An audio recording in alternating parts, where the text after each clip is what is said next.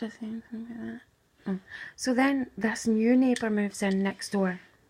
I don't know his name. Another short guy, right? And he looks like a bit of a, should I say, I'm not going to, a bit of a cardboard gangster, right? Anyway, he's a wee guy, right? And he moves in, and all this money's getting spent on this property, and I didn't know who was moving in. So I was like, oh, it must be someone important, because, you know, and then I thought it's probably the FBI, because I feel like people are overly interested in me, right?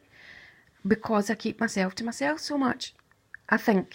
And plus I saw Jehovah's Witnesses spying on me whenever I went out, so I thought there's definitely something fishy going on.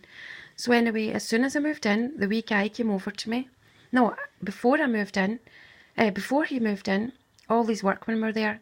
And one day I was lying in bed and I heard one of them shout, let's call Sambo to help us. Guys, let's call that Sambo to help us. So I thought, right, this is not going to be pretty. Anyway, the wee guy moves in, and I was sitting on the back wall, and I came into my house and he said, my name's such and such, and went to introduce himself, and he gave me the limpest handshake I've ever had in my life. It was like the handshake you would, a reluctant 3-year-old would give you, right, because his mummy made him do it. So I thought there's something funny going on. Anyway, that was it. The next time I saw him, I can't believe I have to remember such tedious things. The next time I saw him, I mean, I fly about the universe with the Most High, do you know what I mean? Now I've got to magnify him. Anyway, right, so this wee guy moves in, starts acting like a hard man, right? When I sit outside in the garden, he was sitting outside, brought a bench and barbecue next to his bin and everything, and acting like he's got great properties or whatever, right? Like he's a big man, spreading himself out. And so, where was I? I cannot believe I have to talk about this. And this guy across the road is, for some reason, shoveling stones, right? I don't know why you would want to shovel stones in a hot day, but never mind. So, I'm so bored. What was the point here? The point is, right, so he brings his son one day. I'm sitting outside and his son comes. And there's this little boy now. I don't particularly want to be around children because I lost my own, right? But I thought I can't just go hiding and it would be rude. Or I was sitting out there anyway. And I was drawn to the wee guy because he's just a cute wee guy, right? So he looked a bit lost in the garden. There's no toys. His dad didn't give him any toys and he was supposed to play outside. And the dog didn't even look like he knew what to do with himself, right? And I'm a mum by nature. And I thought, well, he's leaving his son out here and his dog and going in the house and leaving me with him. So it would be rude not to interact. So, you know, so I said to the wee guy, do you want a game of noughts and crosses? And I said, you look like a little prince. And he was giggling, and I said, you want a game of noughts and crosses? So we got the chalk out and we were playing noughts and crosses. Well, I gave him the chalk first and he looked at it as if I don't know what to do with it. So I said, do you know how to play noughts and crosses? So we played noughts and crosses and we both got a cat's game. We used to call it a cat's game, which means nobody wins. And I said, what do you call it? And he said, ties. Ties. We call it ties if both of us win the same game. Don't win. And so we laughed and I said, oh, you're like me, a little Mission Impossible boy. Nobody can beat us like this. So I gave him the box of chalk because I didn't want his dad thinking I was talking to him and I was a stranger to him. So I said, you have the box and you draw a picture. And I said, but you better ask your dad if you're allowed to draw in the path. So he went down the side of the garden and started drawing. So then I started playing with the dog because the dog looked bored. And I was saying to the guy, the neighbour, was telling me he's taking the dog to training. And I said, you don't need to do that. They understand English. I said, if you start treating them like they're dumb, they'll act like they're dumb, and they're not dumb. They're very intelligent animals. I said, just look him in the eye and tell him straight. So I showed him a wee bit, and I showed the boy the same thing.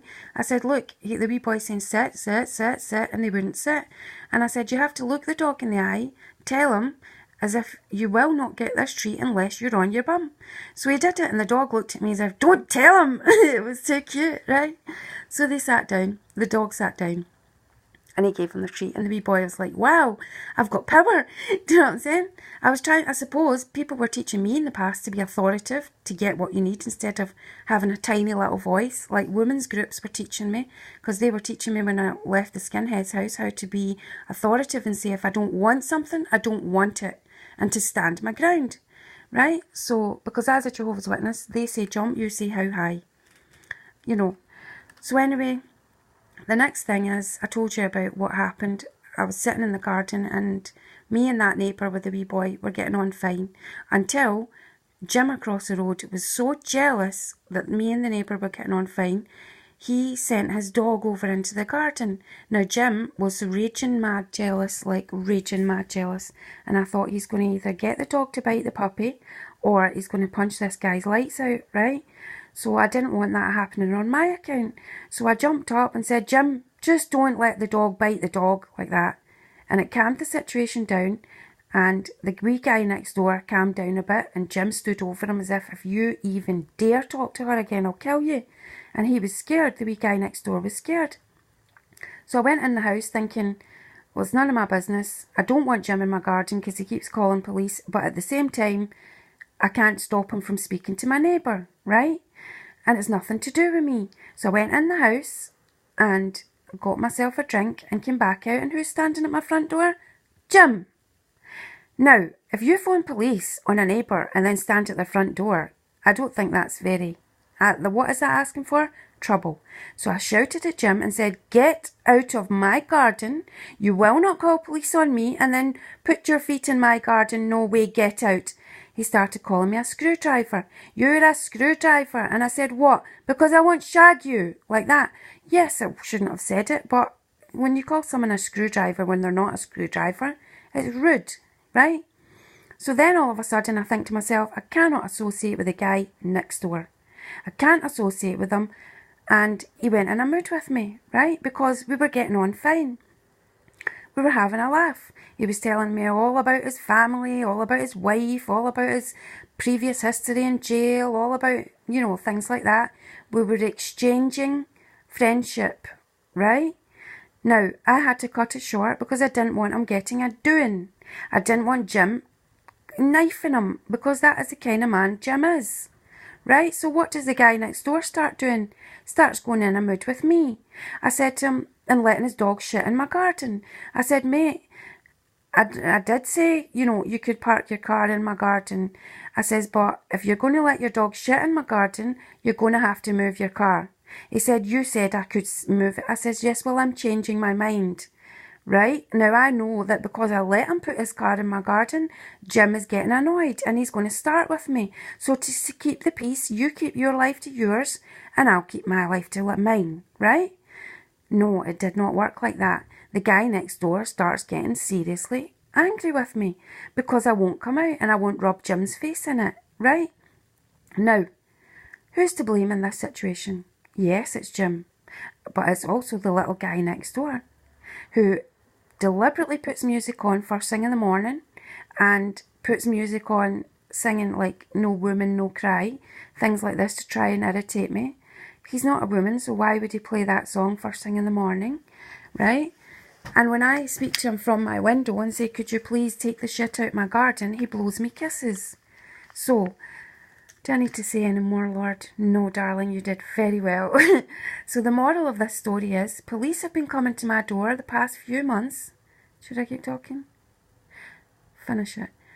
Finish it, or just finish what's happening in the police? Finish it with what's happening, please.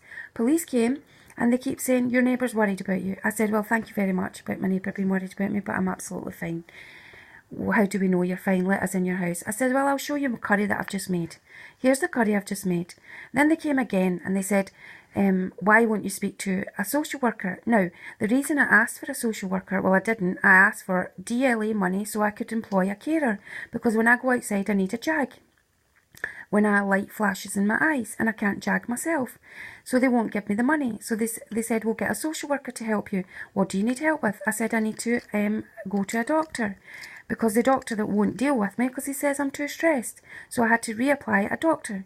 So I said, could you come in with me, help me show my passport, and if the lights start flashing, which they will, I'll run out and you finish the conversation. So that's what we did. Now the social worker phoned me up again and said, how can I help you? I said, well, it's the same as the last time. Can you help me with my shopping? No, we can't help you. I said, well, can you find someone that can? And we finished the conversation. So the police came round again and they said to me, why won't you talk to the social worker? And I said, I just did speak to the social worker and she won't help me. And she wants me to tell her what's wrong with me every single time she phones me. Now, if she's got a bad memory of dementia, she's not going to help me. The Lord said I can finish the conversation now. Hallelujah.